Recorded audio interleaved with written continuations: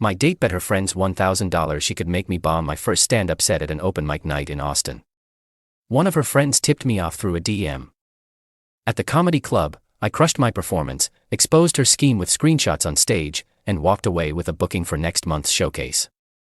She lost more than her bet. I'm Ethan, 28, and 3 weeks ago, I found out my girlfriend of 6 months, Qley, 26, had made a $1,000 bet with her friends that she could sabotage my debut at the Laugh Factory, a divvy but beloved comedy club on 6th Street. That's what my dream was worth to her, $1,000. The tip came from her friend Riley, a bartender I'd met a few times at happy hours with Qley's crew. Riley slid into my Instagram DMs late one night. "Yo, Ethan, this feels shady, but you should know Qley's planning something for your open mic. Check her Cash App." Sorry, man.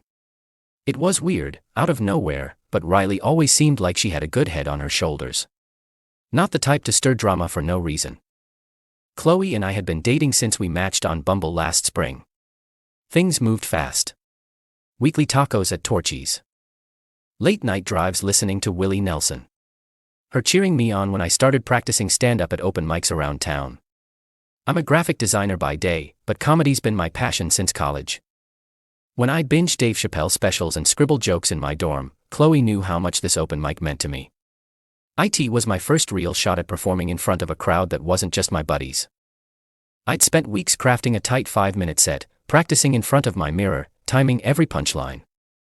She'd sit on my couch, laughing at my bits about Texas heat and my dog's obsession with squirrels, telling me I was going to kill it. Apparently, she had other plans. Riley's message gnawed at me. Qley and I didn't share finances, but we'd always been open about money, splitting Ubers and bar tabs without issue. Snooping felt wrong. I'd never done it before, but that DM wouldn't let me sleep. The next morning, while Qley was out getting coffee, I opened her laptop, which she'd left logged into Cash App. There they were. 3 transactions from a month ago. Her friend Mia sent $400 with a memo. "Can't wait to see him crash." Sophie sent $350. "He's gonna choke so hard LOL." Tyler sent $250. "Get it on video or it's not real." All 3 payments were accepted. Moved to Qley's bank account. My chest tightened like I'd been sucker punched. What the hell was GoTNF on? I dug deeper. Qley was notorious for leaving her phone unlocked, and her iPad was synced to her iMessages. I opened it, hands shaking, and found a group chat named Mic Drop Meltdown. It went back 6 weeks. The messages hit like a freight train. "Qley. Guys. Ethan's open mic is coming up. I'm telling you. I can make him bomb. He's so nervous already. Mia. No way he's got that chill vibe. Qley. Trust me. I know his buttons. One push and he's done. Easiest $1,000 I'll ever make. Sophie. Make it brutal. Like mid-set panic. I'm in for $350 if you pull it off. Tyler. $250 says you can't record it without him noticing. Qley. Done. I'll hide my phone in my purse. Watch me work. I sat there, staring at the screen. My coffee going cold. The open mic was at the Laugh Factory. A grungy spot with exposed brick and a stage barely big enough for a mic stand. Qley had planned to come. Cheer me on. Maybe film it for memories. Now I knew what she meant by memories. A video of me crashing and burning for her friends to laugh at. She'd been playing me from the start. She knew how much stand-up meant to me. How I'd spent years working up the courage to perform. I told her about my college improv days. How I'd frozen during my first sketch and swore I'd never choke again. She'd listened. Nodded. Held my hand. And filed it away for this. The chat got worse. They'd planned every detail. Qley would sit front row. Heckle me subtly. Maybe call out a joke she knew I'd cut from my set to throw me off. She'd fake a phone call mid-performance. Something about an emergency. To rattle me. He'll freeze. She wrote. He's got this thing about not letting people down. I'll make it look like he's letting the whole room down. It's gonna be gold. I felt sick. 6 months together. And this was who she was. But then I got mad. I wasn't going to let her ruin my shot. I had 3 weeks until the open mic time to turn this around. I started by screenshotting everything. The Cash App transactions. The group chat. Every damning word. I backed them up on my phone. A flash drive. And my Google Drive. Just in case. Then I called my best friend. Lucas. A sound engineer who'd worked comedy shows before. I showed him the messages over beers at a dive bar. "Dude. That's cold," he said, shaking his head. "You gotta flip this. Use the stage. It's your turf." Lucas was right. The stage was my space. And I wasn't going to let Qley take it from me. I also reached out to my therapist, Dr. Patel, who I'd been seeing to manage work stress. "You're handling this with focus," she said during a Zoom session. "Just don't let anger take over. Make it about you, not her." I wasn't out for blood. I wanted my moment. And I wanted Qley to face her own game. I met Riley at a coffee shop the next day. She looked nervous, stirring her latte like it owed her money. I overheard them at a bar. She said. They were cackling about it. Like it was some reality show stunt. I couldn't stay quiet. She showed me a few more messages I'd missed, including one where Qley bragged about a smaller bet she'd won last month. $1.10 for Mia to get me to cancel a hiking trip by pretending she'd sprained her ankle. I'd spent that weekend bringing her ice packs and takeout, thinking she was hurt. Now I was pissed. The open mic was in 20 days. Qley was in full planning mode, texting me about how pumped she was for my set, asking which jokes I was using so she could help me practice. "It's gonna be epic," she'd say. All smiles. I played along, acting clueless, telling her I was nervous but excited. "You're gonna be amazing," I'd text back, knowing she had no idea what was coming. I spent the next 2 weeks prepping. I tightened my set, cutting weak jokes and adding a new bit about relationships that I kept vague but pointed enough to sting. I practiced in front of Lucas and a few coworkers, who laughed so hard they spilled their drinks. I also opened a new bank account, just in case Qley tried anything with our shared Spotify or DoorDash accounts. I downloaded a recording app on my phone. Texas is a one-party consent state, so I could record our conversations if needed. I didn't want to play dirty, but I wanted options. Qley was buzzing the week before the show. She kept checking her phone, texting her friends, even practicing her heckle lines when she thought I wasn't listening. I caught her angling her phone for selfies at home, probably testing how to hide it in her purse for the video. "You're really excited for this, huh?" I said, keeping my tone light. "Oh, babe, it's gonna be unforgettable," she replied, winking. She had no idea. The night of the open mic arrived. The Laugh Factory was packed. 50 people crammed into a room that smelled like cheap beer and popcorn. My coworkers were there. Lucas was in the back running sound. And my sister, Hannah, had driven in from Houston. Qley had gone all out, wearing a red dress that turned heads, the one she knew I liked. I wore a flannel and jeans, my phone loaded with screenshots in my pocket. Qley had set up her phone in her purse on the front row table, angled toward the stage. "For the memories," she said, grinning. I nodded, my pulse racing but my head clear. The first hour was chill. We grabbed drinks, me sticking to water, claiming I needed to stay sharp. Qley mingled, laughing too loud, dropping hints about my set to our friends. "Ethan's so nervous," she'd say, loud enough for me to hear. "He's gonna need all your support." I smiled, playing the anxious rookie. But I was watching her every move. She kept glancing at her phone, probably texting her friends that I was already sweating. The host, a grizzled comic named Tony, called my name. The crowd cheered as I took the stage, mic in hand, lights hot on my face. I started strong, My first joke.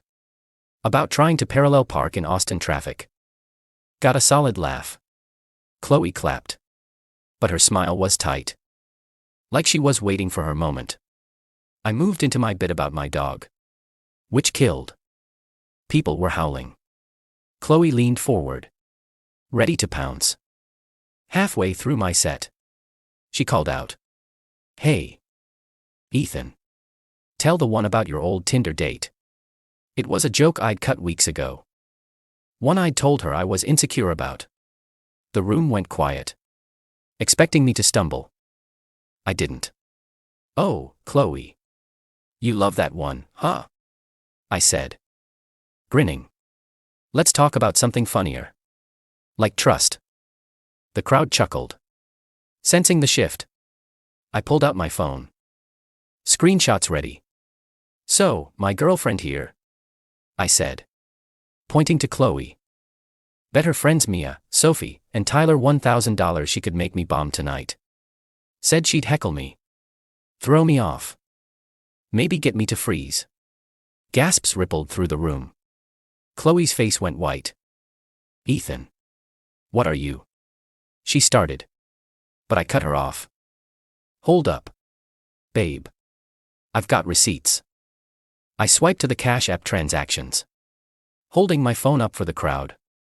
$1,400 from Mia.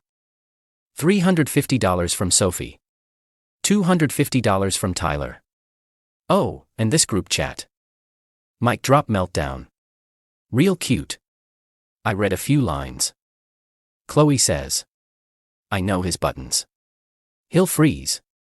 Spoiler. I didn't. The room erupted. Laughter. Whispers. A few, oh shits, from the back. Lucas gave me a thumbs up from the sound booth. Qley tried to laugh it off. Standing up. It's a joke. Ethan. Chill. She shouted. But her voice cracked. I pointed to her purse. You set up your phone to record me bombing. Right. Hi. Mia. Sophie. Tyler. Hope you're watching. Hannah. Quick on her feet. Grabbed Qley's purse and held up the phone. Still recording. Let's make some real memories. Hannah said. Ice in her voice. The crowd roared. Qley's face turned red. You're humiliating me. She yelled. Grabbing for her phone. Tony. The host. Stepped in. Ma'am. Let's keep it cool or take it outside. I kept going. Wrapping my set with a new bit about people who bet on your failure but forget you're holding the mic. The crowd ate it up. Giving me a standing ovation. I stepped off stage. Handed Qley a folded piece of paper. A breakup note I'd written that morning. We're done. I said. Find someone else to play games with. She stormed out. Screaming about how I'd regret this. As the bouncer escorted her to the door. I stayed. Bought a round of drinks for the table. And ate the free nachos Tony comped me. The fallout was instant. Qley went nuclear on social media. Posting on X that I'd ambushed her and was a toxic wannabe comic. Too bad for her. Hannah had already shared the screenshots with our friends. And someone posted them to a local comedy subreddit titled, Girlfriend bets $1,000 to tank boyfriend set. Gets dumped on stage. It got 2,000 upvotes in a day. Mia. Sophie. And Tyler tried to backtrack. Claiming it was just a prank. But the Cash App receipts didn't lie. Their friends started ghosting them. Sophie's new girlfriend unfollowed her after seeing the thread. Tyler got called out at his co-working space for shady vibes. Qley's mom, Karen, texted me, crying about how I'd ruined her daughter's life. I replied. She bet on my dreams for cash. That's not a prank. Karen blocked me. But not before threatening to tell everyone. I was a jerk. Good luck. 2 people in the crowd had recorded the whole thing. And the clips were trending on TikTok under Comedy Club Clapback. Qley tried to spin it. Emailing my boss at the design firm. claiming I'd harassed her. My boss, who'd been at the show, laughed and sent it to HR, who flagged Qley as a no-contact person. Then came the wildest part. Qley sent me a Venmo request for $5,000. Labeled emotional labor for 6 months. It listed listening to your dumb jokes at $50 per hour. Pretending to like your dog at $100 per hour. And dealing with your ego at $200 per hour. I screenshotted it and sent it to Lucas, who posted it to his comedy group chat with the caption, "This is why you don't date clowns." It got 300 likes. The breakup was clean. We weren't married. No shared lease. Just a Netflix account in my name. Qley moved out, leaving a sticky note on my fridge. "You'll bomb without me." I laughed and tossed it. Her job as a social media coordinator for a local brewery took a hit. When her boss saw the Reddit thread, she wasn't fired, but they suggested she take a break. Last I heard, she's bartending part-time, posting cryptic Instagram stories about healing from betrayal. Mia got dumped by her girlfriend. Sophie got a warning from her HR department for unprofessional conduct after the subreddit went viral. And Tyler's trying to lay low, but his ex-account's private now. Riley, the one who tipped me off, got a raise at her bar and sent me a thank you text. "You made that stage yours. Respect." She's the only one from Qley's crew I still talk to. I started therapy with Dr. Patel again, working through the sting of Qley's betrayal. "You trusted her because you're open, Dr. Patel said. Don't let this close you off." "I'm trying." Hannah's planning a redo open mic night with just my crew. No exes allowed. My friends, who'd always thought Qley was too extra, admitted they saw red flags but stayed quiet. "Would you have listened?" Lucas asked. "Probably not." The best part? Tony, the host, called me the next week. "Kid, you killed it," he said. "And that drama? Pure comedy gold. You're booked for our showcase next month." "I'm working on a new set. One about trusting your gut and owning the spotlight." I met a woman named Ava at a coffee shop last week. She laughed so hard at the Venmo story she snorted her latte. My dog's still chasing squirrels. My credit card's no longer maxed out from Qley's late-night DoorDash binges. And I'm sleeping like a baby. Qley texted me yesterday. "You threw away something good. Hope you're happy." I replied, "I am. Best set I ever did." She blocked me. Good. To anyone reading this, if something feels off, check it. Trust your instincts. Save the screenshots. And if someone bets on your failure, take the stage and prove them wrong. Oh, and Qley, if you're seeing this, Riley sent me the subreddit link. That hiking trip I missed. I'm going this weekend. No bets needed.